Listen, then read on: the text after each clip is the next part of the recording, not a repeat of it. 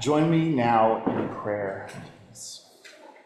O God, may the words of my mouth and the meditations of each of our hearts this morning be acceptable and pleasing in your sight, our dawn, our joy. Amen. Thank you, Madeline. That was a long passage. I appreciate waddling through this, and we have a lot of, it's an interesting story. It's the third Sunday of Easter, and we've done this 3 times now. There's been these encounter stories where the risen Christ has encountered the disciples after he was resurrected. So we're going to do it for a 3rd time this morning. So sorry if it feels a little redundant, but here we are. And if you joined us for the sunrise service in Easter, you might remember we were talking about Luke's version of the story where the disciples go to the empty tomb, and it's twilight, it's dawn. And our reading today is also set at dawn, but in John's gospel, they actually don't start at dawn. In John's gospel, those initial encounters with the disciples are actually in the darkness. There's an interesting difference.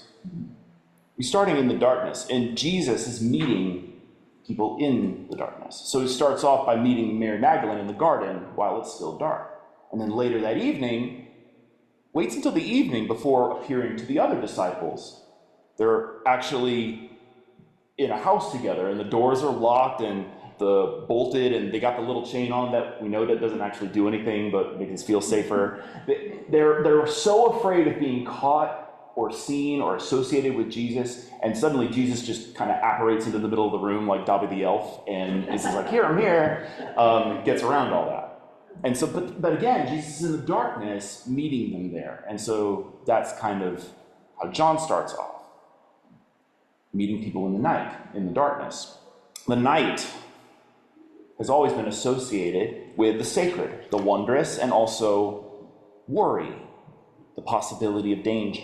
As soon as human beings could make fire, we were using it to bring light into our darkness. And of course, now with electric lighting and technology, we've probably taken this a little too far.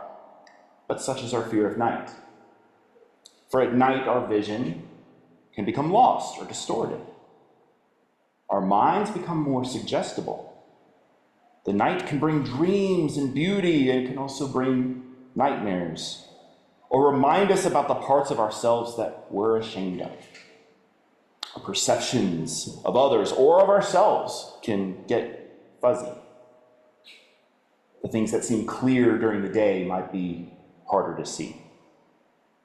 At Easter sunrise, we talked about how we are always living in twilight and that light and darkness are both constantly around us, but we just know that there are times when the night just feels oppressive. And so we're going to back up a little bit. Bear with me. We're going to look at the disciple Peter, because Peter is the focus of our story this morning. Let's back up and meet Peter in the darkness before we get to dawn.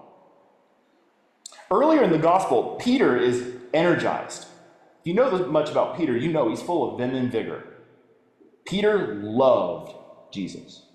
Loved him more than anything else. Gave up his whole life as a fisher to be with him, to walk all over Galilee and Judea with him.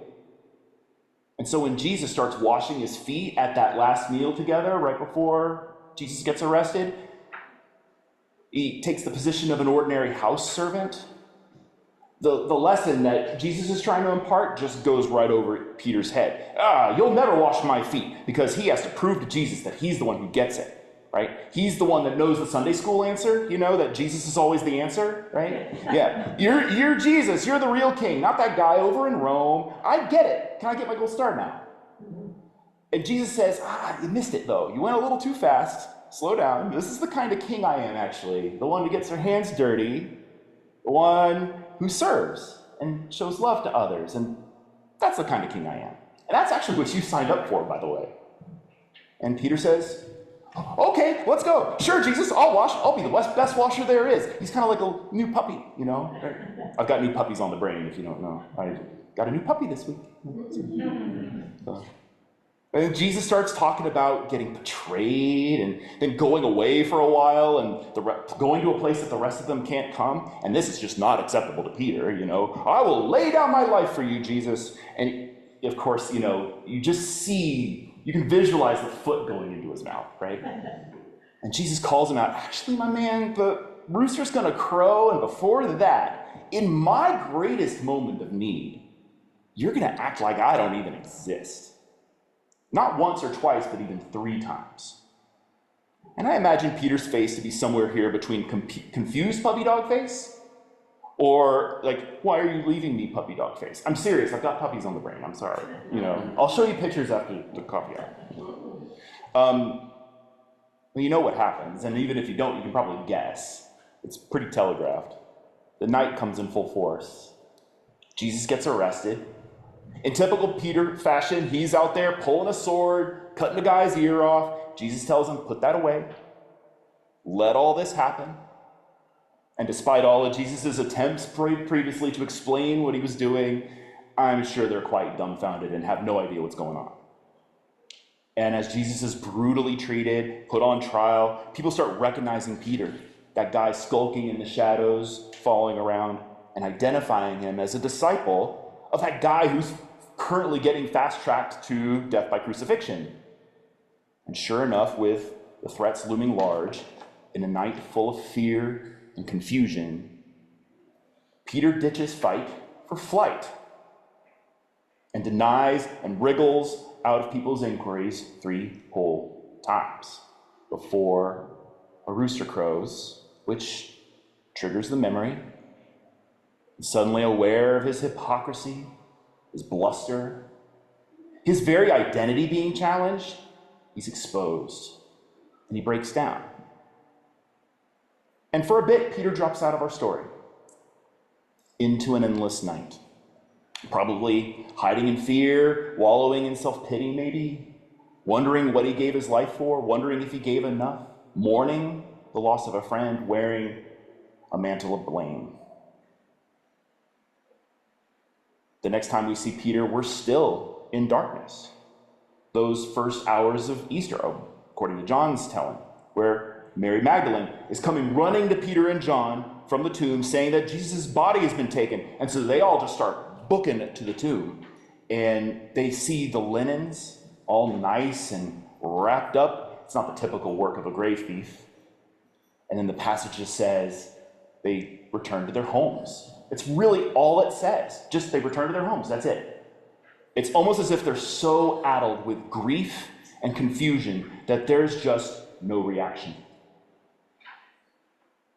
And then, it's not clear if the gospel writer meant to put Peter in that little locked up house where Jesus kind of poofs out of nowhere. But if so, he's not really mentioned. It's not like he's important to the story, which, again, that doesn't really fit with what we know about Peter. He's always the guy who makes his presence known. But now he's kind of in the night, hiding. But now, the next time he's mentioned is in our passage for today. Now it's finally dawn, the light breaking into the seemingly endless night. The light brings the capacity to gain perspective on the terrors that the night brings, to suss out what is real and what is blown out of proportion. Perhaps the monsters that might be of our own making. With the new light comes the opportunity to try again, to imagine new directions that were too closed off, too swallowed up in our own stuff to even consider. And for Christians, the resurrection is that reset, the perspective shift. The resurrection asks us to reconsider and reimagine the finality of death, the ultimacy of the powers of empire, the appearance of violence and hatred being the last word for a humanity destined to destroy itself, and to consider what looks like weakness to the world is actually strength, perhaps the very strength of God's self. Peter is, before this, is still in the darkness and is probably wondering what it meant that Jesus appeared in our house and then he disappeared again. Why did Jesus go? Did he have better things to do? Did he have to go check on his flower beds? I don't know. Maybe Peter's still wondering, did I just break everything? Am I too far gone? Are the wounds of the betrayal too deep? And so Peter tells the other disciples, I'm going back to my roots. I'm going to go fishing. And they said, sure, we'll go with you. They didn't let him go out there alone. I think it's an important detail. Maybe they sensed his pain. Perhaps they were all feeling some pain and they just wanted to stay together. Or perhaps they just needed to touch some grass, or I guess in this case, seawater. After being cooped up for days, just wondering when Jesus was going to show up again. But regardless of how things had gone, they were a family now. And it was in this community that they put their hope, and it was in this community they were going to survive. And after a fishless night, a night of frustration, a night of, geez, I can't even do the one thing I'm good at right now, dawn finally arrives, light glistens off the Sea of Galilee, and a lunatic on the shore starts yelling at them. Because unfortunately, there's an eye adjustment period when we've spent a lot of time in the night. And we humans often miss the beauty of the dawn because we have to be willing to start so often by facing our own night with new perspective. And it's the part that we skip over. We can't escape our baggage. We can't shove our baggage down in a corner and pretend it's not there. And we also can't beat ourselves up about our past forever. We have to somehow face it, accept it as part of our journey and part of ourselves, in a sense, to carry our cross. And only then can we start letting go of our need for control, for self-preservation, for giving in to fear. And so things, we're still in that, things are a little unclear, even though the dawn has come to the disciples, but we know who's on the shore, and Jesus starts with, hey kids, it looks like you haven't caught many fish there. They're like, no. The stranger is calling attention back to that night of failure and frustration. Jesus is actually asking them to face their night. And then it's followed up with, yeah, why don't you try the nets on the other side of the boat there now? What have you? Yeah, bet you find something over there. It's kind of amazing that they didn't just blow the guy off, but somehow by acknowledging again that horrible night at sea, they now become open to a new perspective. And so after the ridiculously massive haul of fish, now somehow that unlocks, oh, John, oh, that's Jesus. And now we're back to Peter, always impetuous. I can't help but imagine for him, this is it, not again. I'm not letting him get away this time. I'm not messing this up again. He jumps out of the boat and he swims/wades to shore and finds Jesus not leaving this time, but sitting there, cool as a cucumber, with a fully prepped fire. And then there's the third thing, because after daring to face the night and then hearing Jesus' voice offering a new approach, Jesus gives an invitation. Bring that fish over here.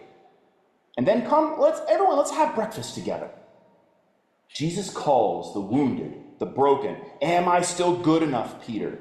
And calls back the whole family back to the table. To serve one another, to laugh and enjoy each other's company, to participate in the holy rite of embodied fellowship with God and with each other, to restore after a long, frustrating night. And now the day has fully come, the sun is now over the horizon, and now as they finish eating, you can feel something's coming, another shift, and it's the conversation Peter's been dreading. In typical Jesus fashion, it doesn't come in the way you would expect. But again, there is let's face the night, by which Jesus offers a new way to see it, a new perspective, and then an invitation. So first, Jesus asks Peter to face his greatest shame, his denials. He asks him, do you love me? 3 times. He asks the very question that was so core to Peter's very identity, that he had perhaps come to doubt in himself.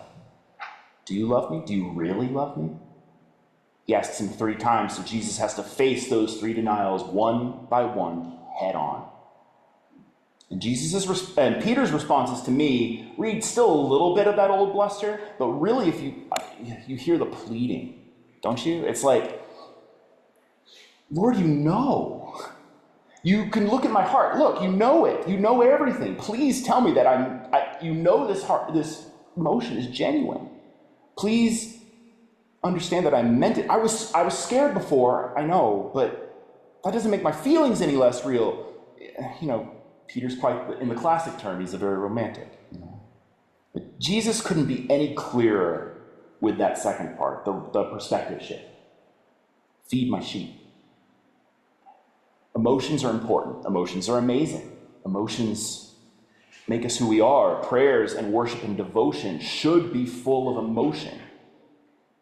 And it's all wonderful. Love is beautiful, but love requires action. It requires sacrifice. You love me, you have to love my people. You have to be a community that doesn't bow to the altars of status and wealth and welcomes everyone as they are. Let your worship and your devotion propel you to care for the poor and the oppressed and the orphan and the widow and the stranger and the alien in your midst, as the people of God have always been called to do. And if it doesn't, then it's kind of like you're denying that you know. And then after a little foreshadowing about Peter's grim future as an apostle who, as the story goes, dies at the hands of empire like Jesus did, the Gospel of John ends Jesus' ministry with the words that the other Gospels use to signal the start of Jesus' ministry, an invitation: follow me. Follow me into the night, into the world of twilight, and let your love and light shine as children of the dawn, children of the resurrection. The Easter season is about the dawn, and yet we know that many right now feel engulfed by the night. Indeed, we all do at various times in our lives.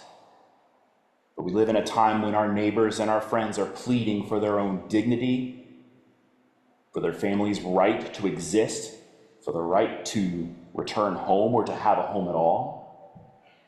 These are some really, really dark days. In hard times, while it's good to practice keeping balance, we are human. And in the face of pressures, power structures we feel like we can't control, the painful words and actions of others, the wounds of the past that haunt us, spilling out into our lives, no matter how many times we say, we dealt with that. It's so easy to blame ourselves or blame others, or feel shame or guilt, or to isolate ourselves. All of these things stymie our ability to fulfill our call, our collective calling to be the healing community of God to whom Jesus says, feed my sheep.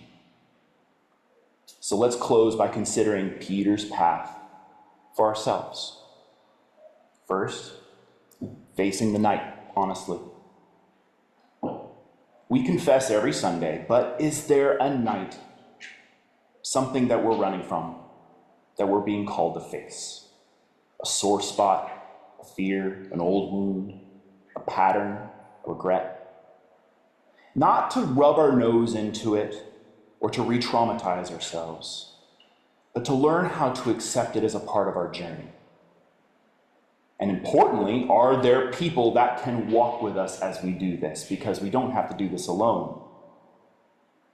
Is there anyone else also who is grieving and hurting in our lives that we need to sit in their grief or shame? It can be painful. Sometimes these things take a long time to work through. It's not always going to happen overnight. But learning how to truly live honestly with ourselves is in many ways the heart of prayer, the starting point of the spiritual life. And it's something that we too often neglect in American culture. 2, is there a perspective shift that we are now open to, that God might be putting on us now that we are renewed and open? What new possibilities does the truth of the dawn bring? Is there a both and, where before you could only see an either or? Who have you not listened to yet? Could you seek God's guidance in prayer to find a different way? And if you still can't see a way forward, then we might need to go back to step 1. And 3, what are we being invited to do? Who are we inviting to our tables? Who is walking with you in community with whom you can join hands with and not go it alone? How are we being called to be dawn bringers, to follow Jesus, to feed and care for sheep. And what would that look like? What could that look like? And do any of these ideas excite you? Might there be others who are excited too? I invite us all together to sit with these questions this morning and to join me in prayer. God, you call us to be your resurrected people. Help give us the strength to face the night and the dawn, and to be willing to view things with fresh eyes, with open minds and hearts, and to remember that we never walk alone, but in community and with you, risen Christ, in whose name we pray.